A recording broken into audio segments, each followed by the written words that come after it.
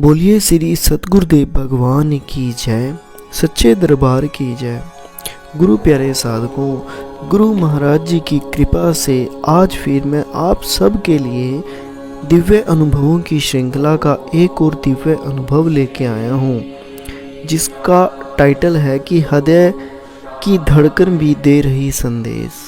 इसको हम पूरा श्रवण करेंगे ताकि हमें इस अनुभव के अंदर जो गुरु महाराज जी ने हमें प्यारा सा संदेश दिया है उसको हम समझ सकें, उसको हम जान पाएं।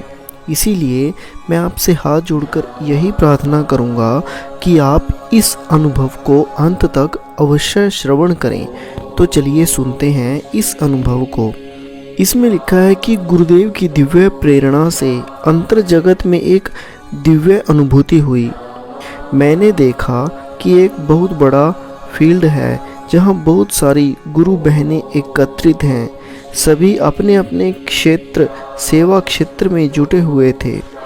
तभी एक दीदी वहाँ आए और उन्होंने एक ऐसी खुशखबरी सुनाई जिसे सुनने के लिए हम सभी के कान तरस रहे हैं।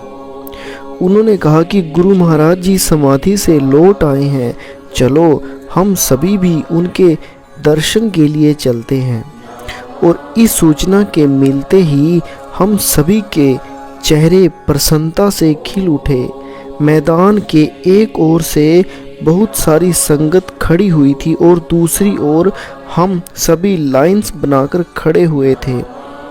हम सभी की आंखें उसी मार्ग पर टिकी हुई थी जिस मार्ग से हमारे गुरुदेव को आना था। थोड़ी ही देर के बाद जैसे ही उन्होंने अपना पहला चरण मैदान में रखा तो हम सभी के दिल की धड़कन तेज हो गई और साथ ही साथ आंखों से आंसू बहने लगे। गुरुदेव ने पीले रंग के वस्त्र पहने हुए थे और उनका मुख संगत की ओर था। वे संगत में से किसी को कुछ समझा रहे थे।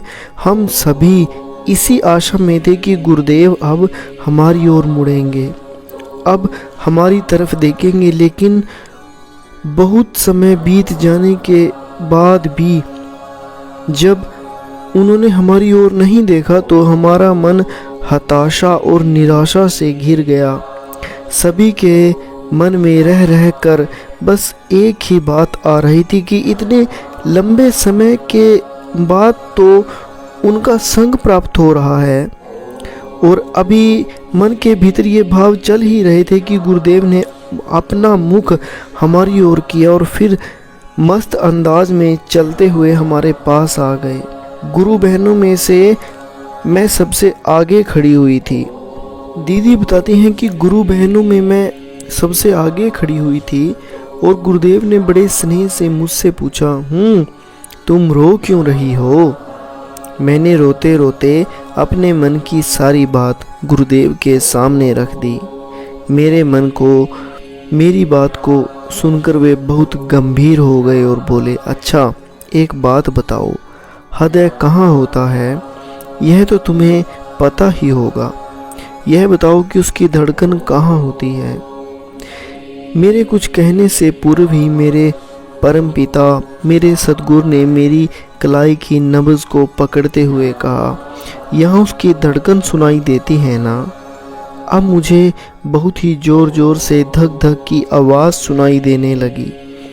फिर मेरे माथे के किनारे पर हाथ रखते हुए वे कहने लगे, देखो यहाँ भी उसकी धड़कन सुनाई दे रही है।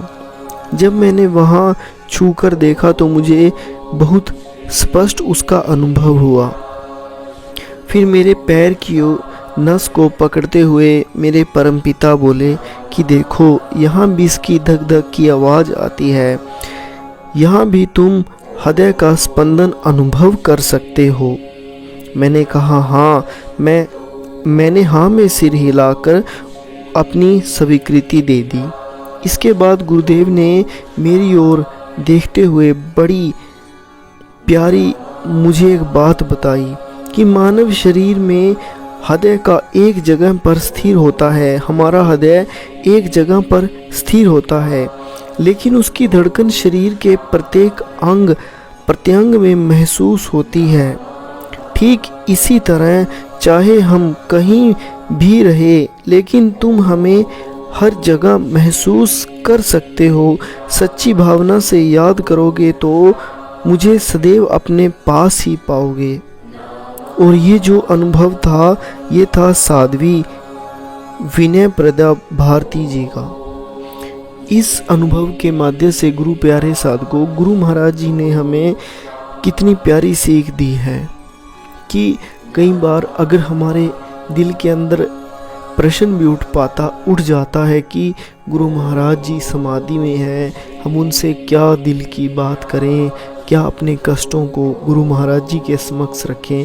पर गुरु महाराज जी ने यहाँ कितना प्यारा हमें इस अनुभव के माध्यम से सीख दी है कि अगर एक सच्चे हृदय से एक शिष्य गुरु महाराज जी को पुकारता है तो गुरु महाराज जी उससे किंचित मात्र की दूरी पर भी नहीं है, बल्कि वो हर पल जैसे हमारा हृदय एक जगह स्थिर होकर भी अलग अलग जगह हमारे शरीर में धड़कता है, अर्थात कहीं नब्ज बनकर हमारे हाथ में धड़कता है, कहीं हमारे पैर तक वो धड़कता है। इसी तरह गुरु महाराज जी भी एक जगह रहकर भी हम सबके पास पहुंच जाते हैं। भावनाओं से हमारा रिश्ता गुरु महाराज जी से जुड़ा रहता है, भावनाओं से, प्यार से, हर तरह से। अगर हमारे अंदर सच्ची भावना है, यहाँ गुरु महाराज जी ने कहा भी है कि सच्ची भावना से याद करोगे तो मुझे सदैव अपने पास ही पाओगे। कि अगर एक शिष्य सच्ची भावना से गुरुदेव को याद करता है तो वो गुरुदेव को कभी अपने पास ना महसूस करे, ऐसा हो ही नहीं सकता, क्योंकि गुरुदेव भाव के भूखे हैं। और अगर हम भाव से गुरुदेव को याद करेंगे तो वे अवश्य हमारी पुकार को सुनकर हमारे पास आएंगे। आशा करता हूँ कि आज के इस अनुभव के इस सरलार्थ को आपने बहुत अच्छे से समझ लिया होगा। आज के अनुभव की यही हमें प्रेरणा मिलती है कि हमें गुरुदेव को दूर नहीं समझना है, बल्कि हमें उनको अपने पास महसूस करना है। अगर हम गुरुदेव को सच्चे हृदय से, सच्चे प्रेम से याद करेंगे तो वे हमसे किंचित मात्र की दूरी पर भी नहीं हैं, हमेशा हमारे पास हैं। हमारे अंतरात्मा के इतने पास शायद कोई हो ही नहीं सकता जितने पास गुरुदेव हैं।